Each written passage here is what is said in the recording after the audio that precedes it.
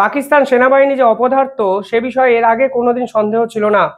কালকে একটি ভিডিওতে আমি বলেছি তারা শুধু অপদার্থ নয়, তারা আস্ত মস্ত বড় একটি বোকা।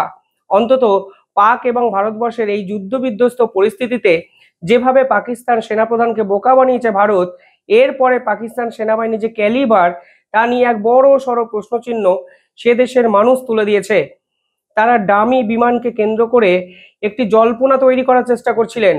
দেদার গুলি চালিয়েছেন নকল একটি বিমানকে, যে বিমানে কোনো পাইলট ছিল না, সে বিমান কোনো অ্যাটাকিং মোডে ছিল না। শুধুমাত্র রাফায়েল ভেবে, MiG-29 ভেবে বা কখনো সুখোই 30 ভেবে তারা নকল বিমানকে গুলি করে হত্যা করে, কোট আনকোট হত্যা করে ভারতের পাতা ফাঁদে কিন্তু পাটা দিয়ে দিয়েছে। এর ফলে ভারত খুব সহজেই তাদের যে ডিফেন্স মিসাইল সিস্টেম কোথায় কোথায় লোকেটেড করা আছে তা কিন্তু বুঝে গেছে, এবং ভারতবর্ষ তাদের 9টি জঙ্গি ঘাঁটি সম্পূর্ণভাবে চূর্ণ বিচূর্ণ করেছে।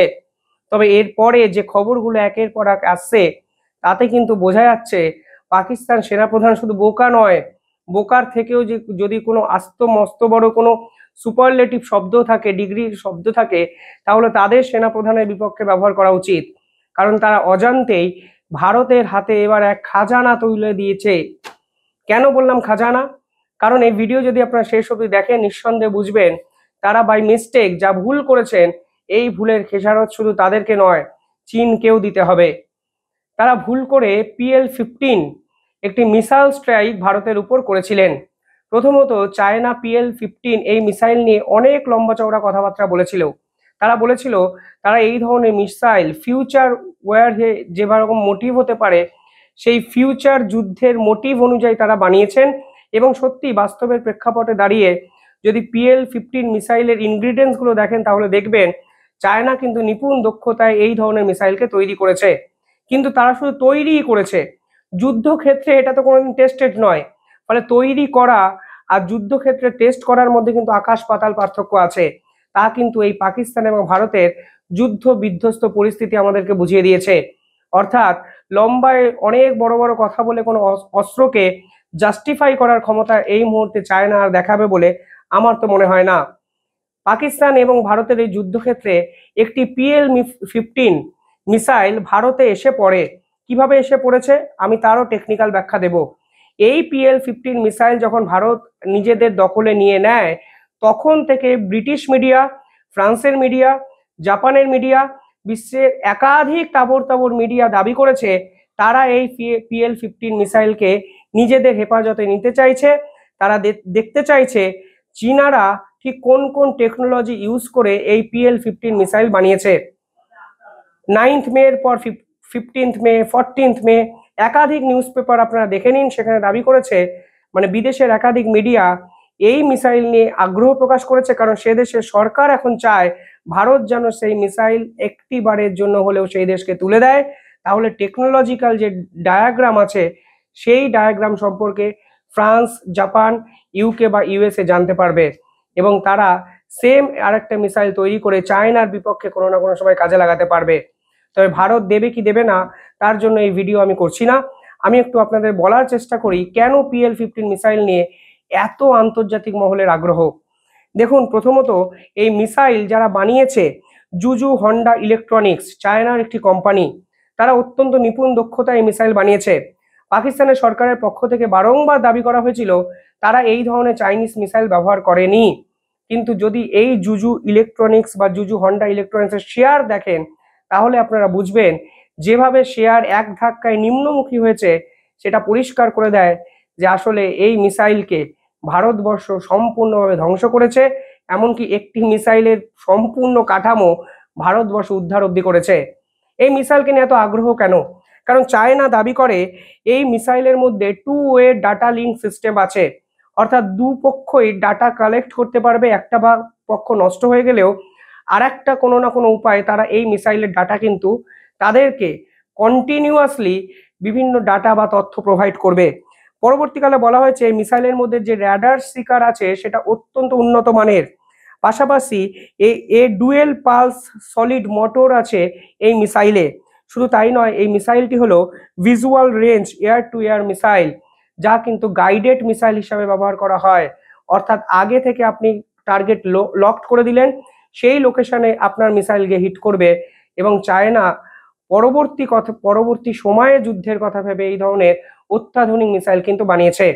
বিভিন্ন সংবাদ মাধ্যম দাবি করে চায়না অ্যাকচুয়ালি দুটো ভার্সন এই মিসাইলের বানিয়েছে, একটা নিজেদের ইউজ করার জন্য আর একটা বিদেশিদের ইউজ করার জন্য এই মিসাইল বানিয়েছে। ওই বিদেশিদের ভার্সনটা নাকি পাকিস্তানিদের হাতে তুলে দেওয়া হয়েছিল। দুটো ভার্সনের মধ্যে পার্থক্য হলো শুধু রেঞ্জের, যেখানে এক্সপোর্ট ভ্যারিয়েশনের রেঞ্জ 145 কিলোমিটার অব্দি ব্যাপ্তি, সেখানে নিজেদের জন্য ডোমেস্টিক পারপাসে যে মিসাইল ওরা ব্যবহার করে তার রেঞ্জ কিন্তু 200 থেকে 300 কিলোমিটার, এবং দুটোরই স্পিড অলমোস্ট সেম, ম্যাক 5। অর্থাৎ বুঝতেই পারছেন অত্যন্ত অত্যাধুনিক একটি মিসাইল, যে মিসাইল পাকিস্তানের হাতে তুলে দিয়েছে চায়না এবং পাকিস্তান সেনাবাহিনী ব্যবহার করতে পারেনি।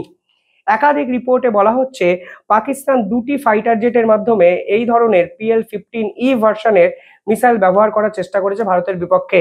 একটি ফাইটার জেট হলো JF-17 ব্লক 3 এবং J-10C ফাইটার জেটের মাধ্যমে এই মিসাইলকে ইনস্টল করে তারা ভারতের বিপক্ষে ব্যবহার করেছেন। কিন্তু সমস্যাটা কোন জায়গায় হয়েছে? সমস্যাটা হয়েছে এই মিসাইল যখন ভারতকে তারা টার্গেট করে ছুড়েছে, কোনো না কোনোভাবে টার্গেটটা তাদের মিস হয়ে যায়। কেন মিস হয়ে যায়? কারণ এই মিসাইল হলো গাইডেড মিসাইল, অর্থাৎ পাকিস্তানে বসে তারা নির্দিষ্ট একটা জায়গাকে টার্গেট করেছিল, সেই টার্গেটেড পয়েন্টে সেই মিসাইল গিয়ে অ্যাটাক করবে, সেটাই কিন্তু এই মিসাইলের কাজ। এবং এই মিসাইলটি পরবর্তীকালে দেখা যায় পাঞ্জাবের থেকে কিছুটা দূরে হোশিয়ারপুর, এই হোশিয়ারপুরে কিন্তু অবস্থান করে মানে মাটিতে পড়ে থাকে একটা সফট জায়গায়, ফলে এই মিসাইলের কোনো কিছু ধ্বংস হয় না। কারণটা কি? কোনো না কোনোভাবে র্যাডার যেটা আছে ডিসকানেক্ট হয়ে যাওয়া। আর একটা জিনিস যেটা ভারত করেছে সেটা হলো ইলেকট্রনিক ওয়ারফেয়ার ইউনিটকে ডিস্টার্ব করে দিয়েছে ভারত। এই মিসাইল যখন ভারতের সীমান্তে ঢোকে তখন এর ভিতরে যে ইলেকট্রনিক্স ওয়ারফেয়ার আছে তা কিন্তু IFF সম্পূর্ণভাবে নষ্ট করে দেয়। এর ফলে কোথায় গিয়ে মিসাইলটিকে আঘাত করতে হবে এই যে গাইডেন্স, এই গাইডেন্স থেকে কিন্তু সম্পূর্ণভাবে ত্রুটিপূর্ণ একটা মিসাইলে পরিণত হয়। ফলে এই মিসাইলের একটা টেকনোলজি আছে, যদি পার্টিকুলার টার্গেটে হিট না করে তাহলে এই মিসাইলের মধ্যে সেলফ ডিস্ট্রাকশন একটি মোড আছে, কারণ কোনোভাবে মিসাইলটি শত্রুপক্ষের হাতে যাক এটা কিন্তু চায় না। কিন্তু ভারতবর্ষ কোনো না কোনোভাবে সেই র্যাডারটাকেও ডিসকানেক্ট করে দেয়, AWCS কে ডিসকানেক্ট করে দেয়, ফলে সেলফ ডিস্ট্রাকশনও কিন্তু এই মিসাইলটার করা সম্ভব হয়নি। অর্থাৎ যদি টার্গেটে হিট না করে এই মিসাইল নিজে নিজে ধ্বংস হয়ে যায়, নিজে নিজে ফেটে যায়। কিন্তু এই মিসাইলটির মধ্যে ভারতবর্ষ যেহেতু ইলেকট্রনিক্স ওয়ারফেয়ারকে সম্পূর্ণভাবে ধ্বংস করে দেয়, GPS কানেকশন আনকাট হয়ে যায়, আনগাইডেড মিসাইলে পরিণত হয়, ফলে এই মিসাইলটির মধ্যে সেলফ ডিস্ট্রাকশন পাওয়ার অর্থাৎ নিজে নিজে ধ্বংস করার ক্যাপাবিলিটিও কিন্তু নষ্ট হয়ে যায়। ফলে হোশিয়ারপুরে নরম একটি মাটিতে গিয়ে এই মিসাইলটি পড়ে এবং পুরো অক্ষত অবস্থায় ভারতের এয়ারফোর্স এই মিসাইলটিকে কিন্তু উদ্ধার করে। ফলে এখানে এই রকম ভাবে উদ্ধার কিন্তু রাশিয়া ইউক্রেন যুদ্ধতেও দেখা গেছিল। রাশিয়ার R-77 মিসাইল কিন্তু এইভাবে একাধিকবার উদ্ধার করা গেছিল, শুধুমাত্র ইলেকট্রনিক ওয়ারফেয়ার গুলো ধ্বংস করে ইউক্রেনের ন্যাটো বাহিনী যা তখন ছিল তারা কিন্তু এই জিনিস করেছে। এবার প্রশ্নটা হলো এবার চীন কি করবে? চীন তো সব থেকে বড় বোকামিটা করেছে PL-15E ভ্যারিয়েন্টের এই মিসাইলটি পাকিস্তানের হাতে তুলে দিতে। তারা তো জানেই না কিভাবে এটাকে ব্যবহার করবে। ফলে এটা যখন ভারতের বিপক্ষে ছুড়েছে, ভারত যেভাবে টেকনোলজিক্যালি এটাকে সম্পূর্ণভাবে ঘেঁটে দিয়েছে, ফলে এই মিসাইলটি না ফেটে না অ্যাটাক করে পুরো মিসাইলটাই মাটিতে গিয়ে পড়েছে। এবং একাধিক ছবি ভিডিও আপনারা দেখেছেন যে এই মিসাইলের যে কম্পোনেন্ট তা চায়না অত্যন্ত টেকনোলজিক্যালি সাউন্ড ভাবে যেভাবে ব্যবহার করেছে, গোটা বিশ্ব চাইছে এখন এই মিসাইলটি যেন তাদেরকে একবার দেওয়া হয়। এবং ভারতবর্ষ এখনো কি করবে সেই সিদ্ধান্ত কিন্তু এখনো নেয়নি। পাশাপাশি চায়না বারংবার দাবি করেছে এই মিসাইলটি হলো কাটিং এজ মিসাইল টেকনোলজি দ্বারা বানানো, অর্থাৎ অত্যাধুনিক এবং ভবিষ্যতের কথা ভেবে বানানো। ফলে এই মিসাইলের চাহিদা আন্তর্জাতিক স্তরে সব দেশের যে থাকবে সেটা তো জানাই যাচ্ছে, কিন্তু এইভাবে যে একটি খাজানা পাকিস্তানের সেনাবাহিনী ভুল করে ভারতের হাতে তুলে দেবে তা কিন্তু এর আগে বোঝা যায়নি। অত্যন্ত হাস্যকর লাগলেও এটা বাস্তব, চায়না সম্পূর্ণভাবে পাকিস্তানকে সাপোর্ট করে নিজেদের মান সম্মান সর্বক্ষেত্রে খুঁয়ে বসেছে। কারণ HQ-9 ডিফেন্স মিসাইল সিস্টেম চায়নার যা ভারতবর্ষ ধ্বংস করেছে, এখন এই মিসাইলের খবর আমাদের সামনে এলো। পাকিস্তান সেনাবাহিনী আসলে কতটা আহাম্মক, কতটা অশিক্ষিত হলে চায়নাকে এইভাবে ডুবিয়ে দিতে পারে তার কিন্তু প্রকৃত উদাহরণ এই পাকিস্তানের সেনাপ্রধান আসিম মুনির।